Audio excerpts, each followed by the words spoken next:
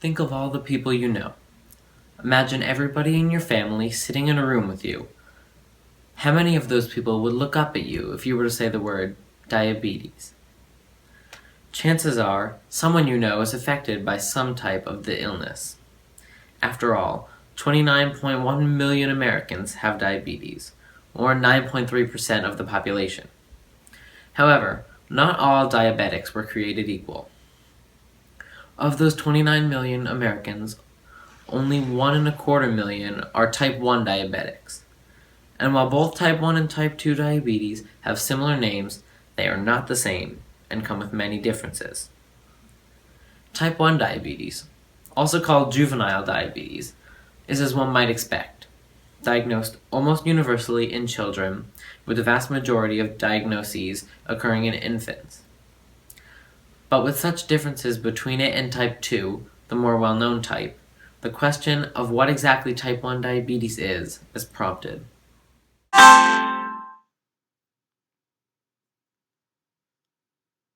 Type 1 diabetes is a condition in which the pancreas produces little or no insulin. Insulin is a hormone that helps your body use blood sugar, known as glucose, for energy. Your body takes the food you eat and breaks down fat, protein, and carbohydrates for energy. While your body is digesting the food, the carbohydrates are broken down into glucose. The glucose is then absorbed into the bloodstream, where it is carried to cells throughout your body. Insulin helps your cells absorb the glucose in your blood, allowing it to be used as energy. A healthy pancreas releases a regular supply of insulin into your bloodstream. After you eat, your blood glucose levels rise, and your pancreas responds by releasing more insulin to move the glucose into your cells. Insulin acts as a key, opening up the cell so it can accept the glucose.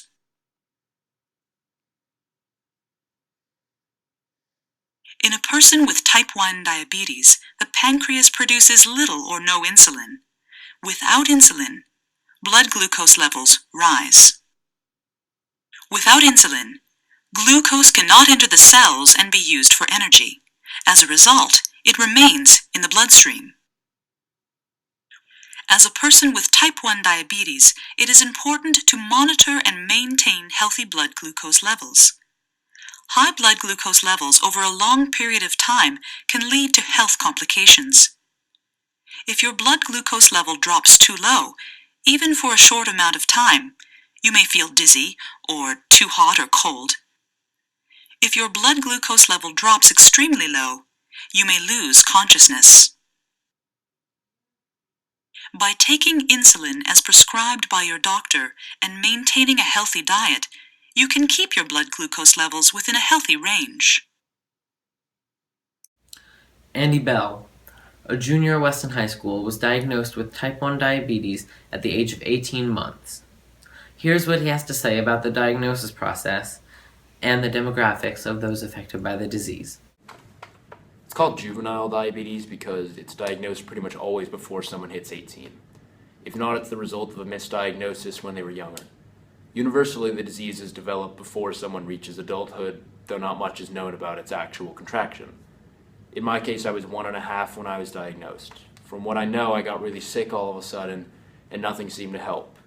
After a couple days of me only seeming to get worse, they brought me to the hospital, and that's when they told my parents I was diabetic. The one thing I remember hearing was about my dad. He was at our beach house about 3.5 hours away. That's how long it takes us to get there normally. When he heard the news, he got down home in less than 2 hours. He tells me he doesn't remember the drive and all the panic, but that it was the fastest he'd ever gone in his life. As you can tell, my family was devastated. Now, Andy will tell us about how children are diagnosed with type 1 diabetes. There's a pretty standard list of symptoms for babies who are about to be diagnosed. By that I mean the illness that caused the parents to take them to the hospital.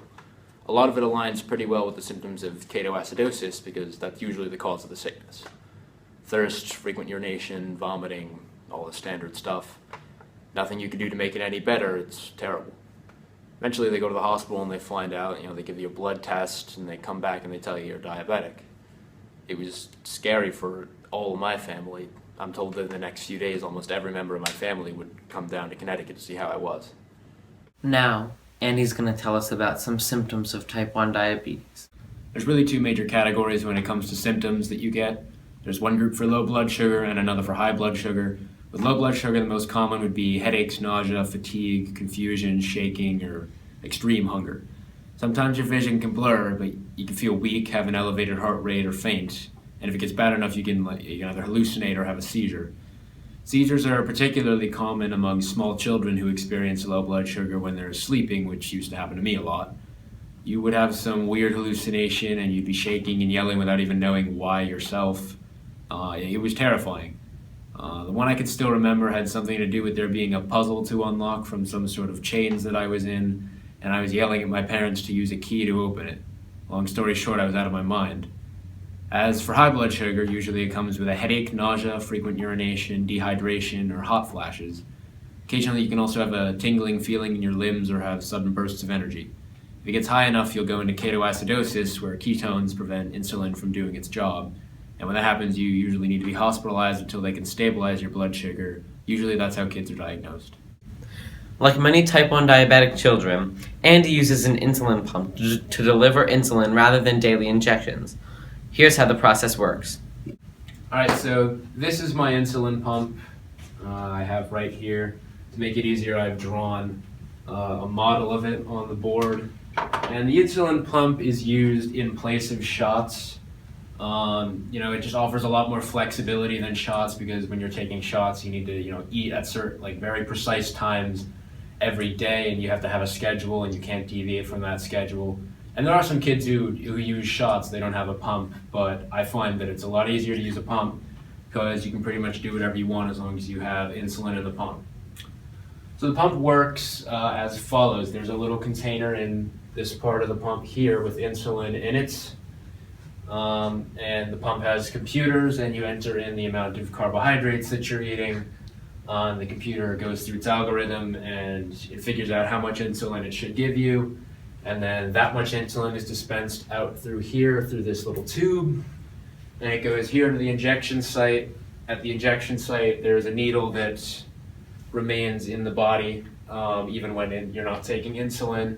And it just goes in right through there, and it's detachable because you don't want to get the pump wet. You do have to change the injection site every couple of days, about the same time that you put more insulin in the pump. But yeah, with a shot, you would just have to take a shot in your arm before you eat. I find that this works a lot better for me and for most people. Ideally, diabetes shouldn't have much of an effect at all on daily life, but when you get high or low blood sugar, it can interfere with the way your life goes. From a school perspective, I can't take tests if I'm either too high or too low, because my cognitive ability can be impaired.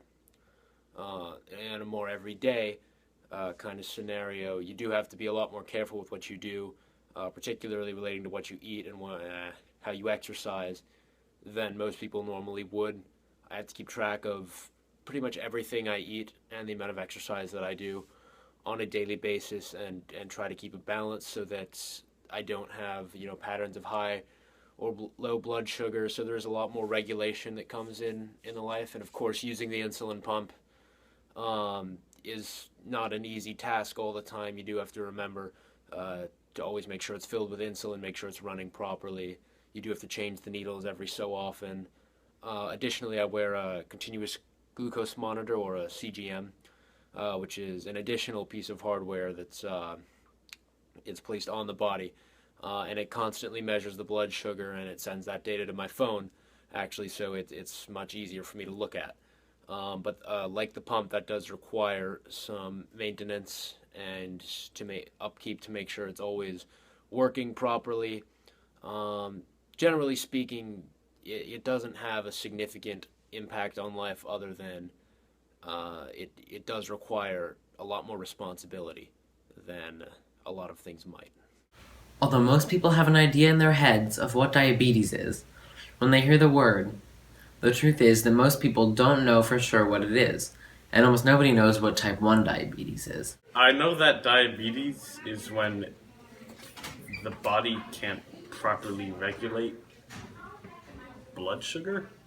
Type 1 diabetes is, as far as I know, it's the one you're born with or acquire very close to birth. Something to do with type 1 is what you're born with, right?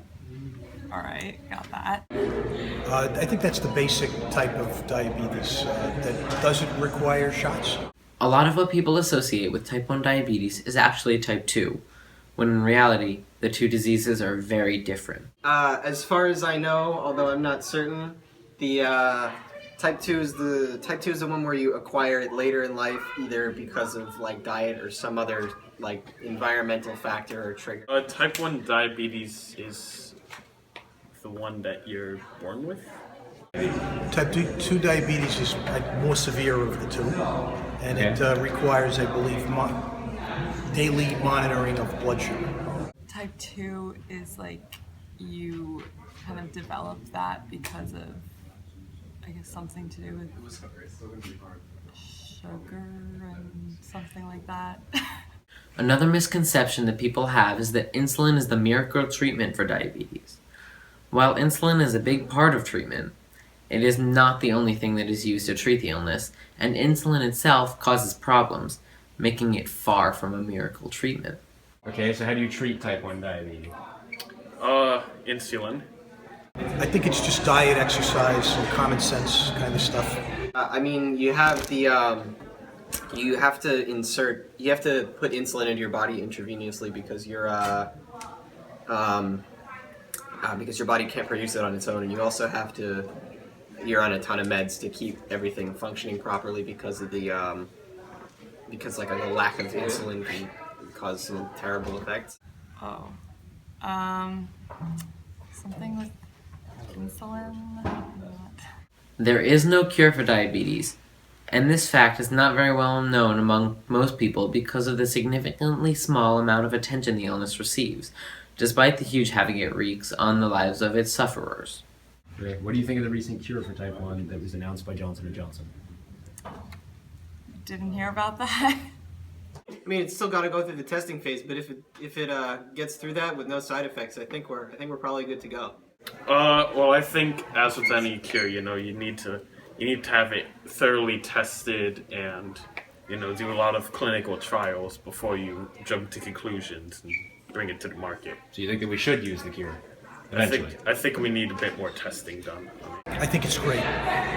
And while most people can think of one symptom of the illness off the top of their head, they really tend to think of one of two things.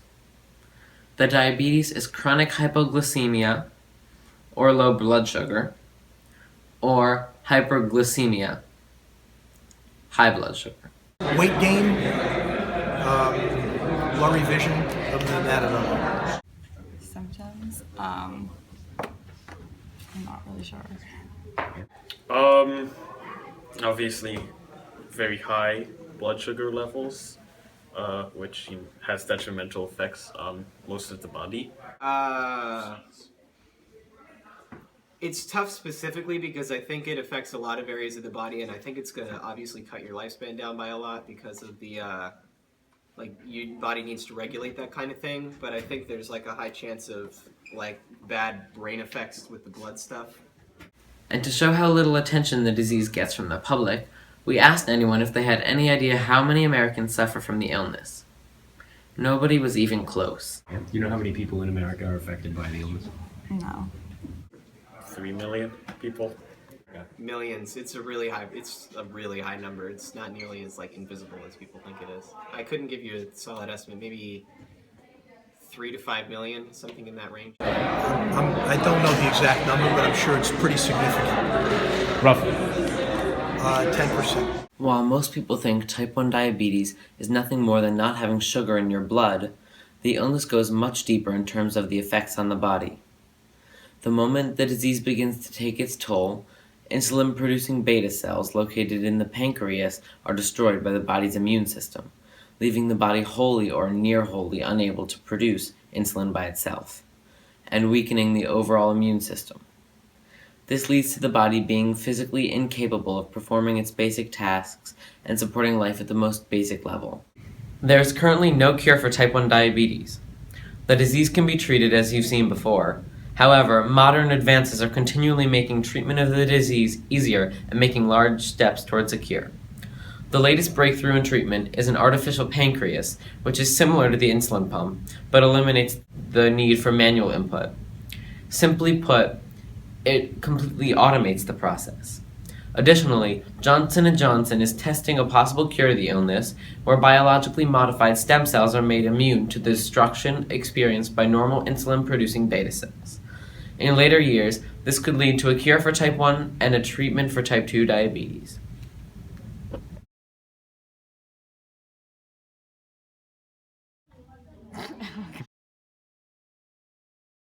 What is type 1 diabetes? Answer, please.